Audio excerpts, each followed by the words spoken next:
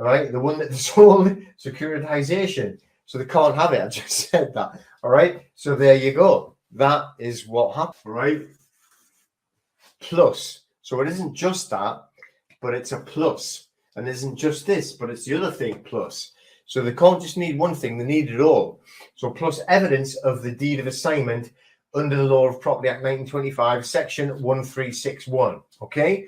Or on equity as written assignment under Section 53, Part 1. But they need that and the proof of the original contract. They need both, not just one or the other, all right? Okay, so proof of original debt, okay, then the deed of assignment 136, Part 1, or written assignment 53, Part 1. That's DPA law that I'm talking about there. The Law of Property Act 1925. Boom. So get this. If you've paid a debt collection agency, right? Because they do, right? People pay it, and they might be paying it in full, they might be paying it monthly, and they haven't got a deed of assignment, and they haven't got signed and agreed with proof of the original debt, which you cannot have, all right? Okay, because it's sold on the stock exchange, you cannot have proof of it. Then you can claim it back through that direct debit indemnity guarantee that I was talking to you about before. I don't know if you can see the color of this writing. I didn't do this with this light on.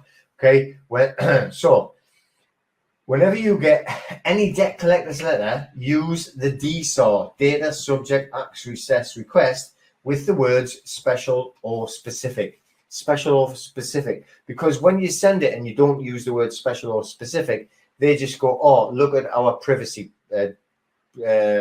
page. You got them on every website.